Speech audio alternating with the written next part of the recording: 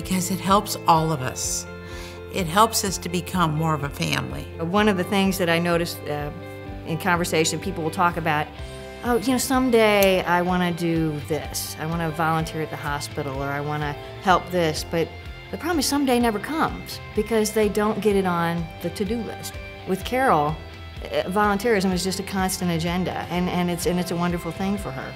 I sold my business and I decided I would give back. So then I began my trek of volunteerism. Carol ran a business, started a business in her kitchen, and took it to be a multi-million-dollar company. And she learned two key things from that business. One was how to manage people. The other was how to manage money. And those two qualities are so perfect for any organization, they just gobble her up. One of the things that happens when you're on as many things as Carol is that you learn something here, and when you're working on an event here, you can weave that something. Right now she's running this Me campaign, which is really great because it's weaving together all of the benefits of the Metro East. Then we have Southwestern Illinois College Board. She's the foundation board president. Family Hospice Board. I have volunteered for many, many, many different organizations, but I think the one thing that has really, really been very satisfactory to me was our Belleville Bicentennial 200 celebration, which occurred in 2014. Now, the Belleville Bicentennial was a huge event that went all year long. There was a gala, there was a parade, fireworks production. 200 activities in 1 year. And then we had the big 3-day festival. The police department has told us that there were probably 90 to 100,000 people there. And everything was free because we raised all the money from the great people of the Metro East. She's able to find that thing that you can do, that thing that you can give, that thing that you can donate. And she makes you feel like she's giving you an opportunity. She's giving you an opportunity to give. And that's what she does. She's like a Houdini of volunteerism.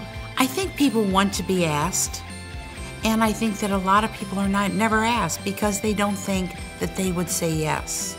Well, all you can do is ask, and if they come, and if they don't, there'll be another time where I'll ask because I will keep on asking. I feel that you can't do anything better than help your fellow human being, and that's very important to me.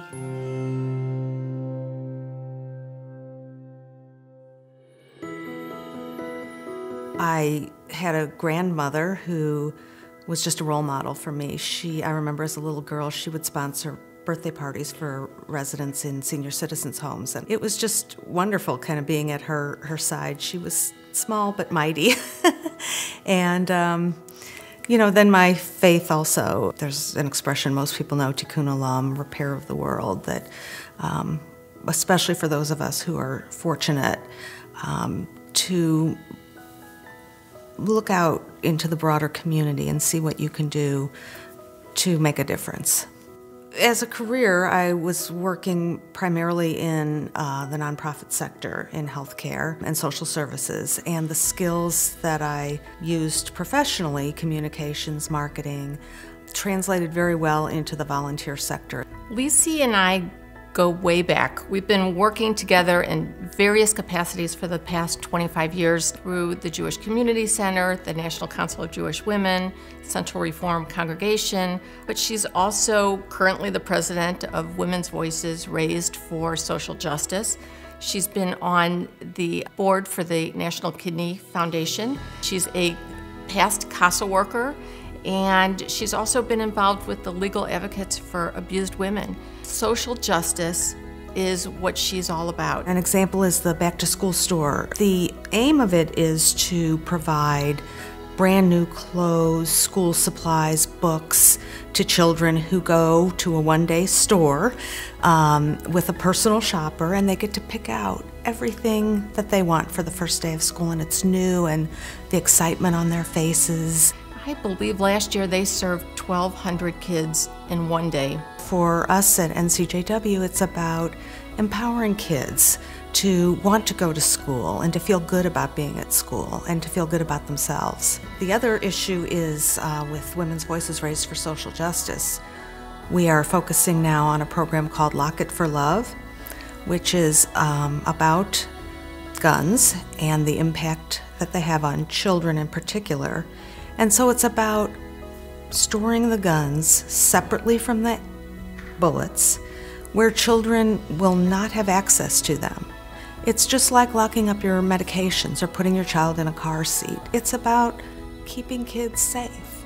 There's so many opportunities in St. Louis, so many organizations that you can be part of a team. Nobody does it alone. She collects volunteers and she collects people to work with her to make this happen. It becomes a community event when you work with Lisi.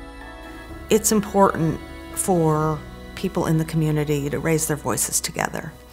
And the organizations that I've been fortunate to be involved in do that day in and day out.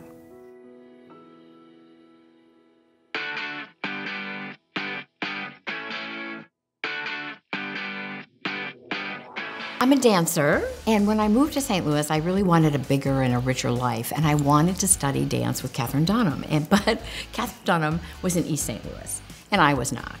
So I really had to find a way to get to learn her technique. So I was able to meet her drummer. He dropped me off, just left me with the legendary Katherine Dunham, and I was terrified. And she was so gracious and wonderful, and she invited me to take classes. From that, everything I've done has been a clarion call for inclusion and diversity, because I was able to dance with extraordinary teachers who came from all over the world to work with her, and not a single one of them could eat or sleep where they performed. Sarah is a force to be reckoned with.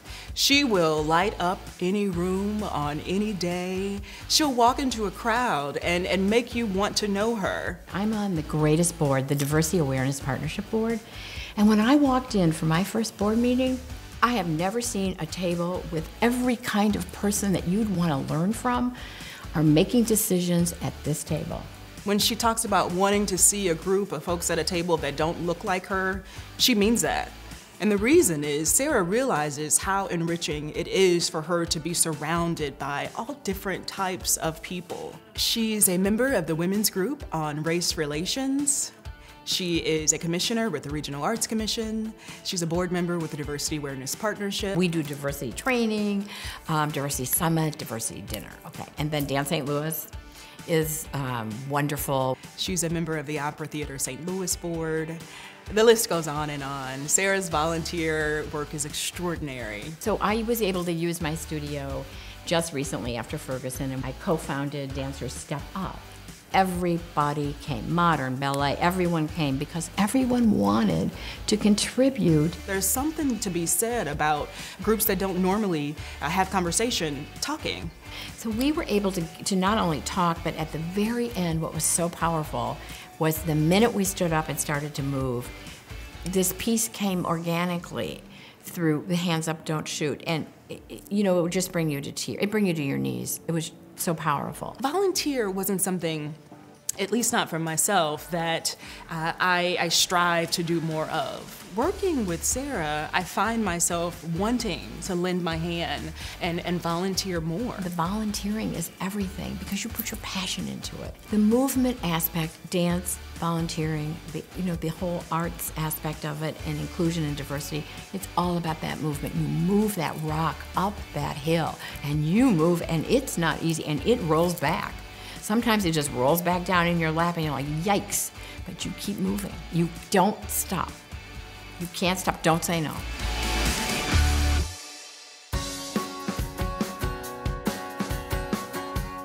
My mother was an amazing community organizer, and she brought me with her wherever she went, whether it was a street corner registering voters or on a trip to Selma, Alabama, to participate in the civil rights marches. She was a person who was very active in civil rights. Her career started as she was the traveling secretary for Eleanor Roosevelt. So I took a love of that. But I loved education because I was actually the only person in my family that went to college. The rest, as they say, is history. Oh, I don't even know where to start when you think about her volunteer work, but I definitely say that a few things come through, and it is education, it's mentorship of women and minorities. She was responsible for bringing Teach for America to St. Louis. Not only did she serve as a longtime board member for the region, she's now on the National Teach for America board. I got involved with Teach for America, and I said, this is exactly what we need. We need to encourage more people to be teachers. We've grown that dramatically. We've grown Teach for America to have probably somewhere in the neighborhood of close to 1,000 alumni here in St. Louis, of which 65% of them are still in education. Other national boards that are around education, Donors Choose. KIPP is the Knowledge is Power program. Goldie Blocks. Others here locally, she's the board member of My Ed Match.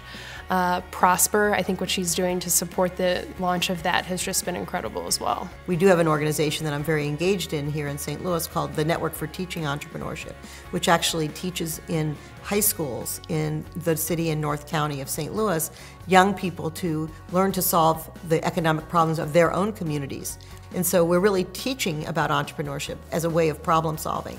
And also, there's so much about mentorship for young entrepreneurs, whether they're in high school, college, or out of college. Or like myself, I was 48 years old when I started Build-A-Bear Workshop. So it doesn't matter what age you are, you may not necessarily have as many years of experience as I had, and you need help, direction. And so it's about somewhat about a sharing economy. How can we share our experiences with others and help guide them so that they can be successful faster and have a much greater impact on our community?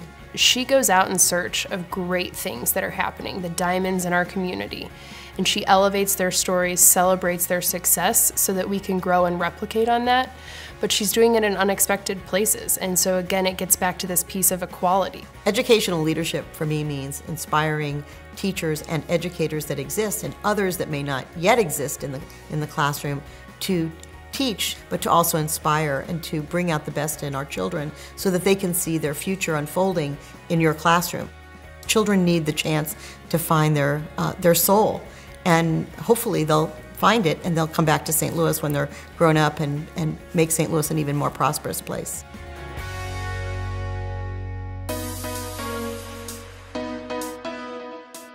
Educational empowerment to me means passing on to other people the benefits of learning new skills and new talent, new abilities. I basically have been volunteering since I was a candy striper in high school at Children's Hospital. My mother and father both were very active in the community.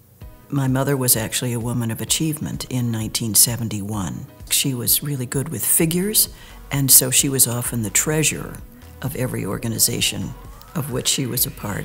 It was just a natural part of our family.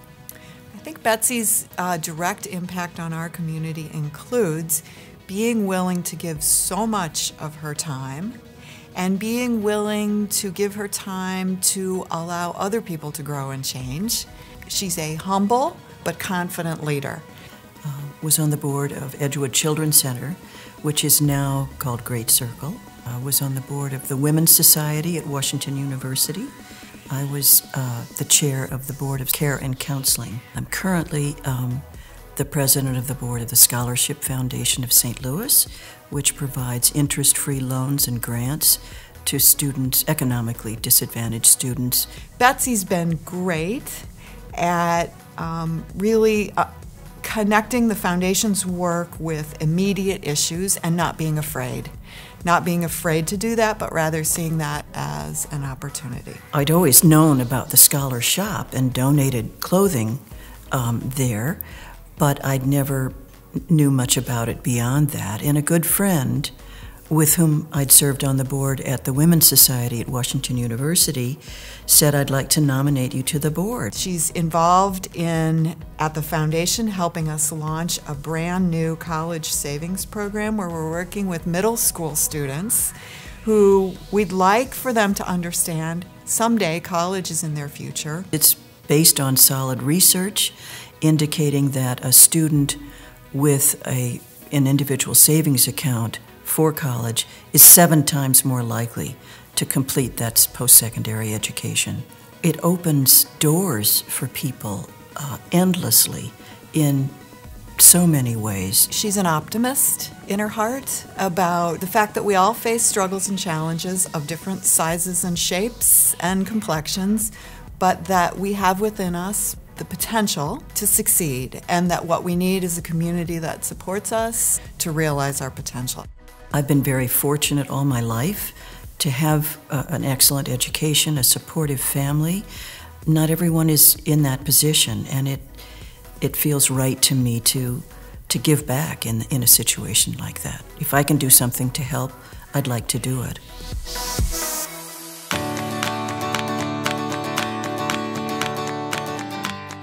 By profession, I'm a neurologist, physician at St. Louis University. I am originally from Pakistan. I came to States about 35 years ago. My mom always used to say, Sid, if your aim is just to make money, anybody could do that, but live a good life. For most people, her very demanding professional career would be above and beyond what they felt they could do. And yet she's always available, and whatever she does in the very, very special Ghazala way. She has accomplished so much. The Muslim-Jewish teen dialogue, the adult Muslim-Jewish dialogue group, the day of service. Ghazala has also been an integral part of a rather new community organization, Arts and Faith St. Louis. So the first one actually took place, and each faith, many faiths took part. Everybody brings his or her side, but it still feels like everybody is together. I recall Ghazala herself saying, we can look for the differences that separate us, or we can look at those things that bring us together. And that kind of a credo makes for the kind of community that I think we all want to live in. I was a chairperson of Islamic Foundation of Greater St. Louis in 2001. Interfaith Partnership was contacting different faiths, and they thought that we have to be more involved in Muslim community. Mostly, I think, the way the world is now, there's a lot of controversial issues arise. And I think at that time, I've seen mostly what will happen. Each faith group, each group will just go into their own shells, and that's where it increases the misunderstanding, fear of the others, mistrust of these people. I think that's where this group does the maximum. It's easy to talk about respect of one group for the other. It's harder to act on those principles. Ghazala has those beliefs and she acts on them. Get involved. You will learn about your own faith and about your own culture much more being involved with these multicultural interfaith activities. I'm a strong believer that majority of the people, I say over 90% of the people in each faith, organization, communities, cultures, they're moderate, they want peace-loving, but we are the quietest group. If we all get together, work together, have a voice that we are going to work for peace and work together, I think the world will be a much better place.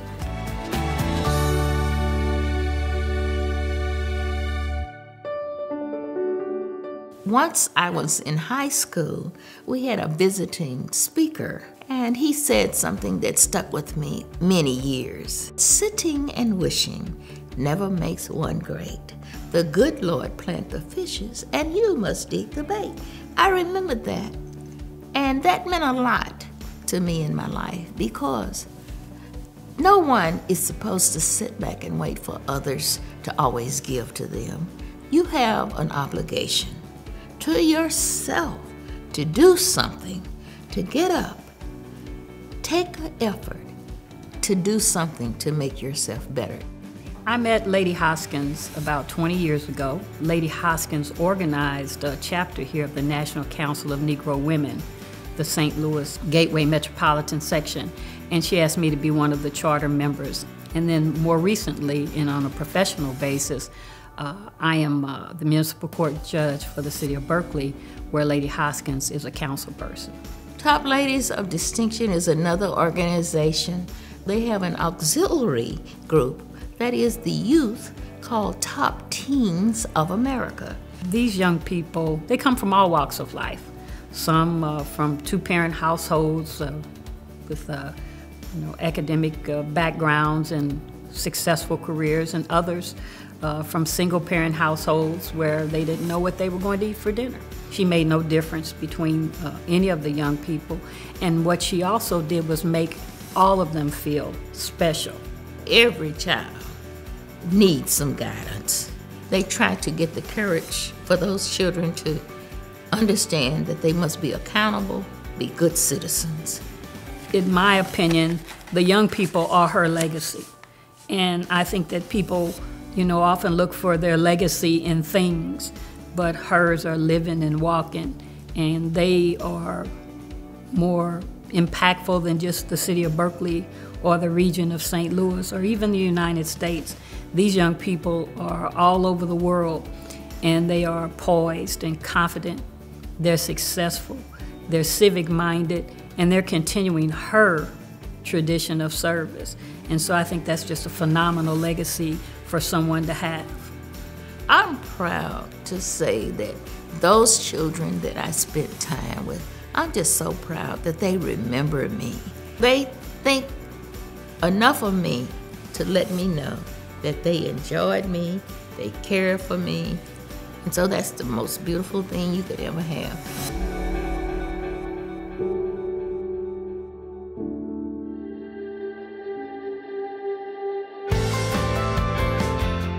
Educational philanthropy, to me personally, would mean giving resources so that institutions can offer more services, more education to more people. I think this award is perfect for Carol because she blends her philanthropic love and support with her passion for education. Carol Loeb is so active in the community and involved with many organizations. I think most people know about her involvement with the Science Center, WashU, the medical school, science and math education and the importance of that, FIRST Robotics, and many more organizations that she probably is engaged with and involved with that I don't even know about. She is everywhere. The St. Louis Science Center is the next one, and we have a program there called the Loeb Prize, which annually recognizes mathematics or science teachers who significantly improve the quality of their students. And the final thing would be robotics. So it's the first program, which is for inspiration and recognition of science and technology. This year, so in 2015, we will reach 400,000 students in 80 countries, and we will award this year $20 million in college scholarships. I think the interest, the passion for math, and the fact that I've studied it for so long and teach it now very directly impacts the choices I make in volunteering. But my passion and my interests go directly to students and science. This is our future. This is where we're going. We have to compete globally. Now, when you look at our rankings in the world and how low we are with the socioeconomic privileges that we have, there's no excuse for it. There isn't. And so we need to help these kids learn and understand and compete globally. And robotics is a wonderful platform for that. She understands that if we bring that next generation of young scientists, young mathematicians, thinkers, problem solvers, people that are committed to making the world a better place and using math and science to do that, it will be a better place. And I honestly believe she's making that impact. We have to train these kids to be critical thinkers and learners, and hopefully we are role models for that as well.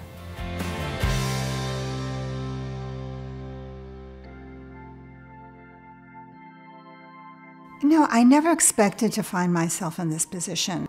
I always envisioned myself sitting in front of an easel with my art, never doing any volunteer work. I came from a very loving, empathetic home, but I didn't see volunteerism around me when I was young. So when my children were in preschool, someone came up to me from the board and asked me to be vice president of the board. They said, the definition of a vice president on the board is you do zero. I said, well, I could do zero. So I became vice president of the preschool, and 3 weeks later, the president resigned. So like a deer in headlights, I found myself president of the board. And it sort of morphed from there. people ask me to do this or do that. It's been an organic journey. She's active in the arts, but she's also active where it comes to health and human services. She's just all over the place, wanting to have St. Louis be a better place to live. It could be children, it could be community, it could be the arts.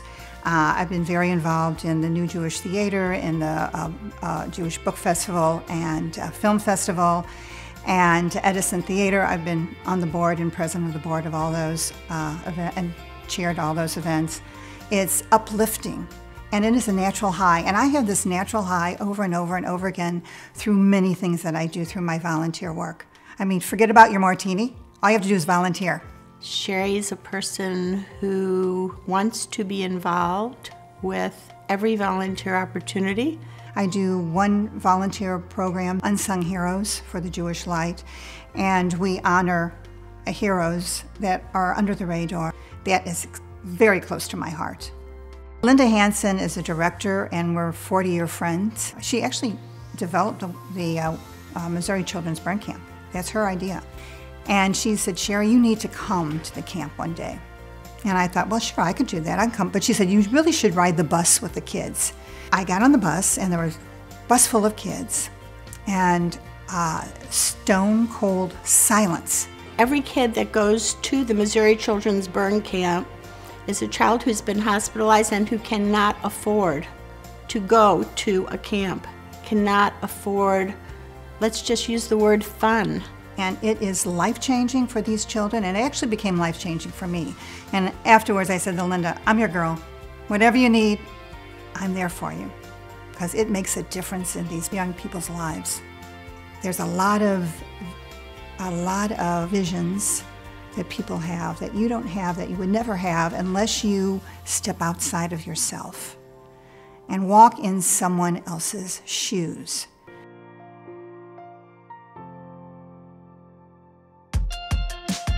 I am a nurse.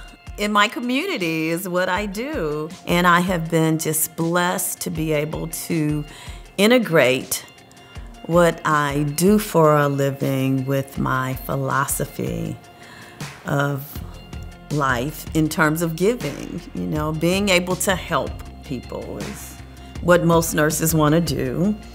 And I think you have to help people where they are. I think she is dynamic, very, intellectually, she's up there. What I like about Pam, she can talk to people that are, I could say even heads of states, at least government in Missouri, politicians, dignitaries and everything. She's a very knowledgeable person. But even with people that maybe are not very educated, she always feels like you're the most important person in the world, and what you're saying is important to her. I think that's why people gravitate to her, because of her ability to meet people where they are, and she's concerned about them, and she is interested in what they have to say and cares about them. Well, of course, she's worked with eminent domain. Lewis places her heart, that's her neighborhood. We incorporated and founded the Grandparents as Parent Support Project. The association, the development, St. Patrick's Center. McMillan Housing Complex. It is a St. Louis Housing Authority. Since 2009, we have been tutoring kids and helping with homework, and have developed some very wonderful and meaningful relationships with those families. I've gotten a number of those kids and families also involved in community garden, because we also have a community garden that's just a couple of blocks from Macmillan. Kids come and work in the garden. I've seen 3-year-olds working in gardens. They're so happy to be able to put their hands in dirt and play in water, but they're making something and they're watching the plant, grow and everything, and they get excited about this stuff. So they're not only able to participate in gardening, but they're also able to get fresh fruit, fresh vegetables. We have some fruit trees. Hopefully we'll have fruit this year, but definitely to be able to get some fresh vegetables as well.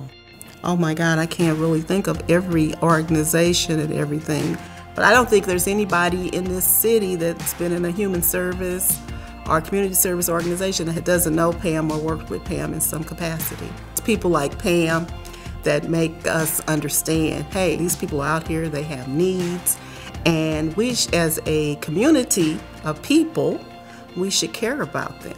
I mean, I have a love of people. I love young people. They're our future. And I just think that all kids need an opportunity and a chance to be the best that they can be.